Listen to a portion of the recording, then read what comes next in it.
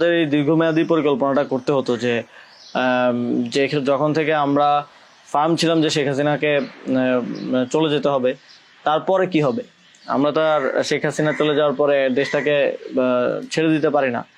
তো এই জায়গা থেকে আমরা দেখা যায় যে এই চিন্তাটা আস্তে আস্তে আসতে থাকে। কিন্তু ওই সময়টাতে আসলে এটা বিশ্বাস করাও কঠিন ছিল যে 5 তারিখের মধ্যেই হয়তো হয়ে যাবে। আমাদের তো এমনকি সশস্ত্র বা আহ, অভ্যুত্থানের প্রস্তুতিও ছিল। 5 তারিখ যদি আমরা সফল না হতাম, হয়তো আমরা অস্ত্র তুলে নেওয়ার ঘোষণা দিতাম। এবং নাহিদ ভাই ভিডিও বার তো রেডি রেখেছিল, আমিও কি ঘোষণা দিব সেটাও রেডি ছিল। আহ, তবে এর আগে আমরা এটা অনুভব করি যে পরবর্তীতে আমরা আসলে দেশটার আসলে কি হবে আহ, শেখ হাসিনা চলে যাওয়ার পরে। সেই জায়গা থেকে মানে এটা কোনো কালেকটিভ ডিসিশন এরকম ছিল না, এমন না যে আমরা মিটিং করে ডিসিশন নিয়েছি যে ডক্টর ইউনূসকে প্রধান উপদেষ্টা বানানো হবে বা এরকম কিছু। বা তখন আমার মূলত যোগাযোগ হয় ইয়ের সাথে, যে যোগাযোগ হচ্ছিল আমেরিকান এম্বাসির কয়েকজনের সাথে। এর পাশাপাশি হচ্ছে সাবেক ছাত্র দলের এক বড় ভাই আছেন, শামীম ভাই। উনি মিরপুরে অর্গানাইজার হিসেবে খুব ভালো ভূমিকা পালন করছিলেন, তো ওনার সাথে আমার যোগাযোগ হচ্ছিল। আহ উনি মূলত ওনার ওনার যোগাযোগটা ছিল মূলত মুশফিকুল ফজল আনসারী ওনাদের সাথে আর কি। তো ওনার মাধ্যমে আমার ডক্টর আলী রিয়াজ, তারপর হচ্ছে বদির আলম মজুমদার স্যারদের সাথে যোগাযোগ হয়। ওনাদের সাথে আমি কথা বলি। 1 তারিখ যখন আমরা আমাদেরকে ডিবি থেকে ছেড়ে দেওয়া হয়, সেদিন প্রাথমিক কথা হয়। কিন্তু 2 তারিখ মূলত আসল কথাবার্তা শুরু হয়। ওনাদের সাথে কথা বলে এবং ওনাদেরকে তখন আমি জিজ্ঞেস করছিলাম যে ডক্টর মোহাম্মদ ইউনূস কি আসবেন কিনা যদি আমরা আহ্বান করি। তো সবার একটা কমন কথা ছিল উনি আসবেন না, কারণ ওনাকে এর আগেও তো অনেকবার চেষ্টা হয়েছে আহ্বান করার। ওই 24-এর নির্বাচনের আগেও একটা আলোচনা ছিল, এবং এর আগেও 19 সালের দিকে একটা আলোচনা ছিল। এর আগেও যখন তত্ত্বাবধায়ক সরকার ছিল তখনও ওনাকে আনার চেষ্টা করা হয়েছিল, বাট উনি সবসময় পলিটিক্যালি ইয়া থেকে রিফিউজ করেছেন, দূরে থাকতে চেয়েছেন। তো আলী রেস স্যারও আমাকে বললেন, বদিউল আলম মজুমদার স্যারও বললেন যে উনি আসবেন না। আরো যাদের সাথে কথা হচ্ছিল উনি রাজি হবেন না, এই ধরনের একটা কথা ছিল। বাট আমি সরাসরি ওনার সাথেই কথা বলতে চাই। আহ, এবং তখন হচ্ছে ওই শামীম ভাই আমাকে ওনার বর্তমান যে পিএস সাব্বির ভাইয়ের নাম্বার দেন। তো সাব্বির ভাইয়ের সাথে যোগাযোগ করার পর সাব্বির ভাই আমাকে বলেন যে আমি তো স্যারের সাথে নাই। তো স্যারের সাথে মঈন চৌধুরী নামের একজন তখন স্যারের প্রাইভেট সেক্রেটারি হিসেবে কাজ করছিলেন। তো সাব্বির ভাই আমাকে মঈন চৌধুরীর নাম্বার দেন। মঈন চৌধুরীর সাথে আমি যোগাযোগ করি 2 তারিখ কি 3 তারিখ হবে, এবং ওনার সাথে আমার কথা হয়। এবং উনি তখন বলছিলেন যে স্যারের একটা ছোট সার্জারি আছে। স্যার তখন ফ্রান্সে ছিলেন। তো সার্জারি সার্জারি আছে, এবং পরবর্তীতে আমি ওনাকে মেসেজগুলো ক্লিয়ার করার চেষ্টা করি যে আমরা চাচ্ছি এমনটা। তো উনি স্যারের সাথে কথা বলেন, স্যার আমাদেরকে পরে একটা মেসেজ পাঠান যে তোমরা যেটা করতেছো আমি তোমাদের সাথে আছি আর কি। এটা হচ্ছে 2 তারিখের দিকে স্যার একটা মেসেজ আমাদেরকে পাঠান থ্রু মঈন চৌধুরী। কিন্তু তখনও কথা হয়নি স্যার সাথে আমার। প্রথম কথা হয়ে হচ্ছে মানে আমি বারবার ইনসিস্ট করছিলাম সরাসরি কথা বলতে, কারণ সবাই নিষেধ করতে, সবাই অনুৎসাহিত করতেছে যে স্যার আসবেন না, আদার অপশনস দেখার জন্য, প্রধান উপদেষ্টা হিসেবে অন্য কাউকে দেখার জন্য অনেক নামও আসতেছিল, অনেক নামও সাজেশন আসতেছিল। কিন্তু আমার চিন্তাটা ছিল যে যে আমাদের যে অর্থনৈতিক ভঙ্গুর পরিস্থিতি, তারপরে একটা বিশেষ পরিস্থিতিতে আমরা সরকার গঠন করলে সেটার জাতীয় আন্তর্জাতিক যেই স্বীকৃতির ব্যাপার আছে, এগুলো আসলে ডক্টর মোহাম্মদ ইউনূস ছাড়া পসিবল হবে না। তো সেই জায়গা থেকে আমি বারবার যোগাযোগ করার চেষ্টা করি। পরে মঈন চৌধুরী স্যারের সাথে আমাকে কথা বলিয়ে দেন। সম্ভবত ওনার নাম্বার থেকেই প্রথম কথা বলা হয়। এবং স্যারকে আমি অ্যাপ্রোচ করার পরে স্যার আমাকে বললেন যে আমি হচ্ছে তোমরা অন্য কাউকে ভাবো। এটা সম্ভবত 3 তারিখ। স্যার বললেন যে, এবং স্যার কয়েকজনের নামও বললেন যে তোমরা ওনাদেরকে ভাবতে পারো। এর মধ্যে 2-1 জন আমাদের উপদেষ্টা পরিষদে আছে এখন। স্যার বললেন যে আমার লাইফটা তো ডিফারেন্ট, আমি ওইখান থেকে আসবো কিনা। এবং উনি বলেন যে তাহলে, আমি যখন বললাম যে স্যার আপনাকে ছাড়া হবে না, আপনাকে আসতেই হবে, তখন উনি বললেন যে আমি ভেবে দেখি, তোমরাও ভাবো, যদি আদার কোনো বেটার অপশন পাওয়া যায় তাহলে তোমরা ভাবো, আর আমিও ভেবে তোমাদেরকে জানাবো। তো 3 তারিখ তো অনেক কিছু আনসার্টেন ছিল, এক দফা শুধু ঘোষণা হয়েছে, কবে পতন হবে কবে আসবে এটা আনসার্টেন ছিল। তো আমার মনে হয় এটাও ডিসিশন নেওয়ার ক্ষেত্রে একটা বাধা ছিল সে সময়। কিন্তু আমি যথেষ্ট, আমার মনে হচ্ছিল যে উনি ডিনাই করলেও he is to some extent positive, যেটা বাকিদের থেকে আসতেছে যে একেবারেই আসবে না এরকম। আসিফ স্যারও বলতেছিল যে আসবে না স্যার, রাজি হবে না। তো আবার আমার মনে হচ্ছিল যে এই লোকগুলো তো সবাই স্যারকে পার্সোনালি চেনে, তো ওনারা বলতেছে। কিন্তু আমরা ইনসিস্ট করি, আমি ইনসিস্ট করি, এবং আমি তখন আসলে বাকিদেরকে জানিয়ে রাখছিলাম যে আমার স্যারের সাথে যোগাযোগ হচ্ছে। তখন এটা কোনো কালেকটিভ ডিসিশন ছিল না যে ওনাকে আমরা প্রধান উপদেষ্টা করব। আমি নাহিদ ভাই, মাহফুজ ভাইদেরকে জানিয়ে রাখি যে আমার ওনার সাথে যোগাযোগ হচ্ছে, দেখি এটা কোথায় যায়। আর সবার কাছেই তো তখন সময়টা আনসার্টেন ছিল যে কখন পতন হবে, কখন সরকার হবে।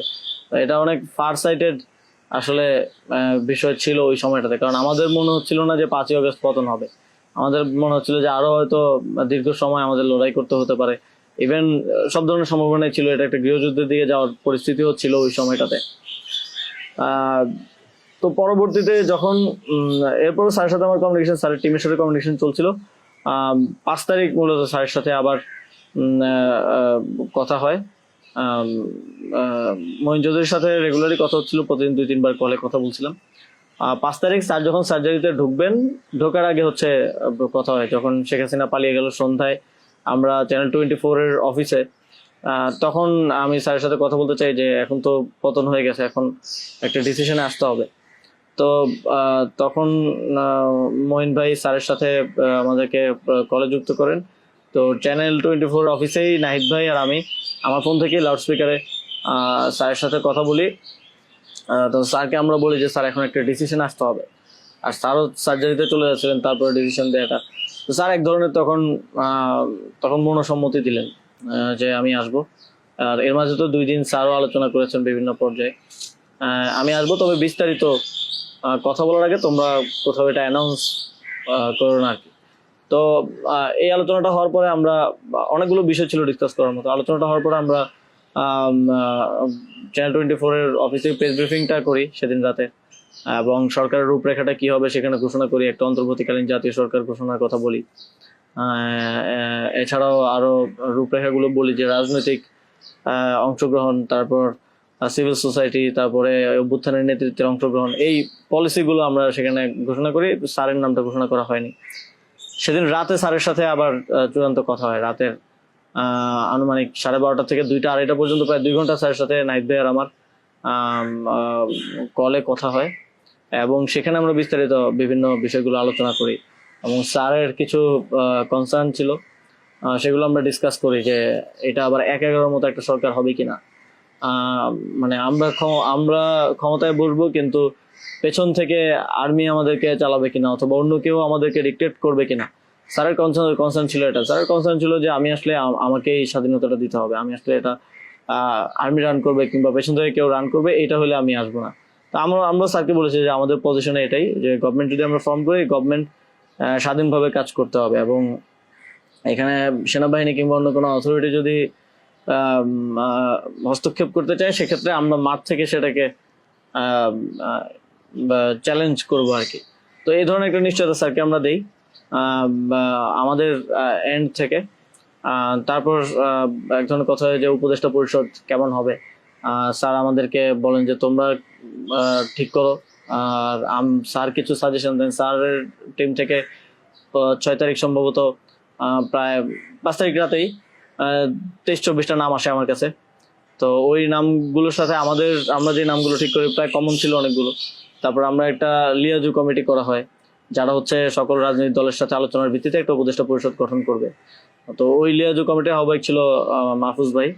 তো ওনারা কমিউনিকেশন শুরু করে দেয় জামাতের সাথে, বিএনপির সাথে, আরো যারা রাজনৈতিক দল আছে, সিভিল সোসাইটি আছে, তাদের সাথে যোগাযোগের মাধ্যমে সবার থেকে নাম প্রস্তাব আসতে থাকে। কিছু নাম ছিল কমন, আমাদের এখানেও কমন। যেমন কিছু মানুষজন, যেমন সালাউদ্দিন আহমেদ স্যার, উনি তো অর্থনীতিতে বাংলাদেশে মানে এই মুহূর্তে যদি আমরা চিন্তা করি তাহলে ওয়ান অফ দ্য বেস্ট। তো ওনার নামটা সব দিক থেকে আসে। তো এরকম কিছু কমন নাম আসে, আবার কিছু নাম দেখা যায় আমরা ইনক্লুড করি বা কোনো এক পক্ষ থেকে আসে, কিন্তু অন্য পক্ষ এটাকে আবার রিফিউজ করে। বিএনপির কিছু নামের ব্যাপারে আপত্তি ছিল, তাদেরকে পরে নেওয়া হয়নি।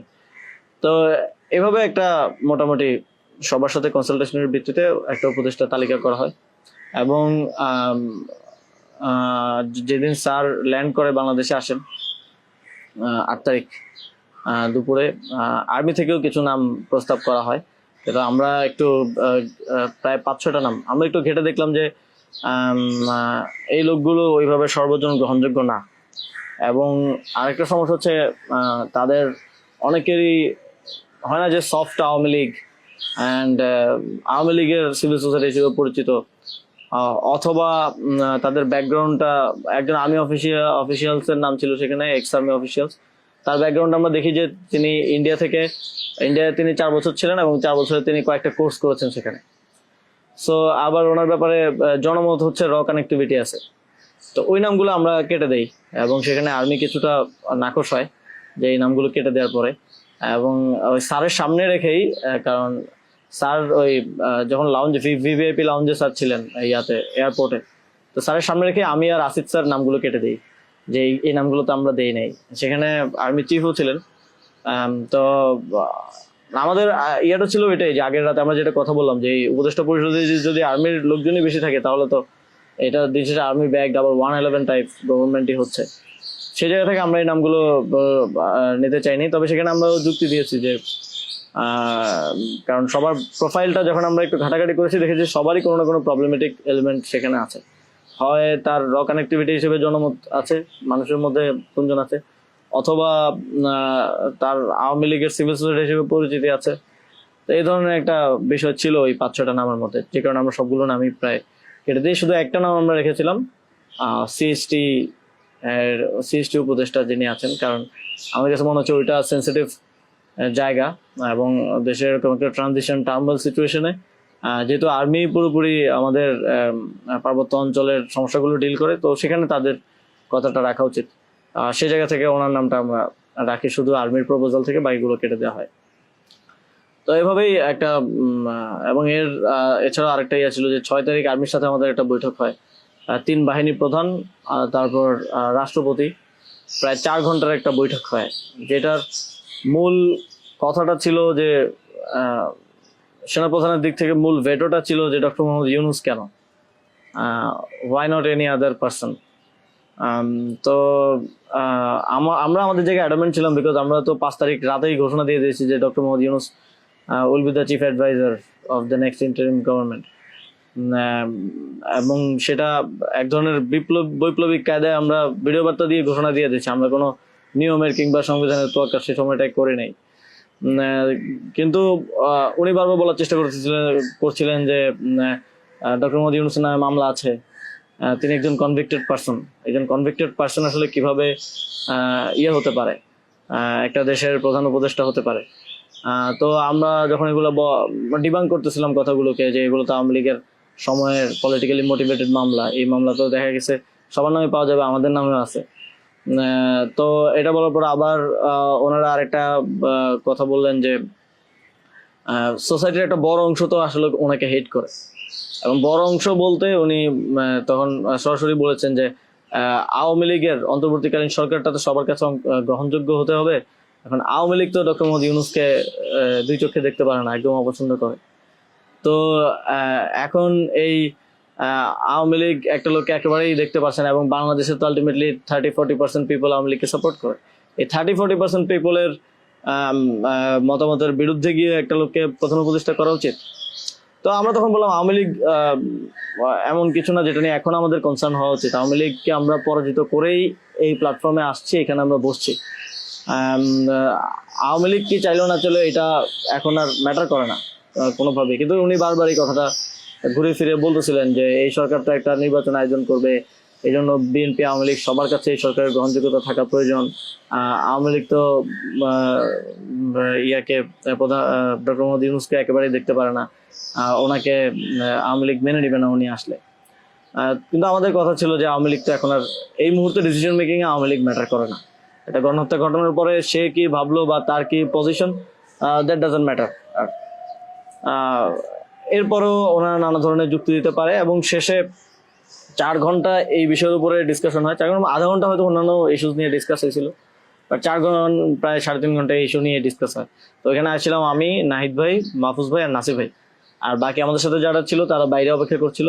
আসিফ স্যার ছিল, তারপরে তানজিমুদ্দিন স্যারও ছিল, আরো সমন্বয়িকা ছিলেন আরো 10-12 জন, সবাই বাইরে অপেক্ষা করছিল আর কি এই 4 ঘন্টা। তো তারা বারবার 2বার হচ্ছে বিরতি দিয়ে আমাদেরকে আবার ভাবতে বলে আবার চলে যেত, আবার এসে আবারও একই জায়গা থেকে কথা শুরু করতো। মানে আমরা বুঝতে পারছিলাম যে ডক্টর মোহাম্মদ ইউনূসকে এখানে এস্টাবলিশমেন্ট কোনোভাবেই চাচ্ছে না। আর আমাদের কথা ছিল আমরা ঘোষণা দিয়ে দিছি, এবং আমরা এক ধরনের হুমকি সুরে সেখানে বলি যে যদি এটা রাষ্ট্রীয়ভাবে না হয়, যদি রাষ্ট্রপতি ঘোষণা না দেয় ডক্টর মোহাম্মদ ইউনূসকে প্রধান উপদেষ্টা হিসেবে, তাহলেও আমাদের কিছু যায় আসে না, কারণ আমরা অলরেডি ঘোষণা দিয়ে দিয়েছি। আমরা আমাদের তৈরি করা উপদেষ্টা পরিষদ নিয়ে শহীদ মিনারে গিয়ে শপথ নিব। এই হুমকিটা দেওয়ার পরে তারা একটু মানে নড়েচড়ে বসে, এবং তারা গিয়ে রাষ্ট্রপতির সাথে ডিসকাস করে আসে। এবং সেনাপ্রধান লাস্ট আমার মনে পড়ে আমাদেরকে বলেছিল যে আমি বুকে পাথর চাপা দিয়ে এই সিদ্ধান্তটা মেনে নিচ্ছি। এবং আমাদের জায়গাটা ছিল খুবই রিজেক্ট, যে ডক্টর মোহাম্মদ ইউনূসকে না আনতে পারলে এখানে একটা শক্ত সরকার গঠন করা পসিবল হবে না। এবং আর্মির যেই মোটিভেশন ছিল, এটা আবার ১/১১-এর মতো একটা সরকার গঠন করার তাদের মোটিভেশন ছিল। যখন তারা নামগুলো দেয়, ৬টা-৭টা উপদেষ্টার নাম দেয়, তখন এটা বোঝা যায়, এবং ডিকটেট করার এক ধরনের। তো আমরা যদি এখানে অন্য কাউকে নেই যার পার্সোনালিটি এত স্ট্রং না, তাহলে আলটিমেটলি আমরা আসলে অন্য কারো দ্বারাই পরিচালিত হব, ড্রিভেন হব। এই সরকারটা আত্মনির্ভরশীল একটা স্বতন্ত্র সরকার হতে পারবে না। তো তারপর তো ঘোষণা দেয়, রাষ্ট্রপতি ঘোষণা দেয় ডক্টর মোহাম্মদ ইউনূসকে প্রধান উপদেষ্টা হিসেবে ৬ তারিখে, এবং ৮ তারিখ হচ্ছে পরবর্তী উপদেষ্টা পরিষদটা গঠিত হয়। ৮ তারিখ শপথ অনুষ্ঠানটা হয়। স্যার যখন সার্জারি শেষ করে দেশে আসেন, তারপর ওই দিন সন্ধ্যায় সরকারটা গঠিত হয়।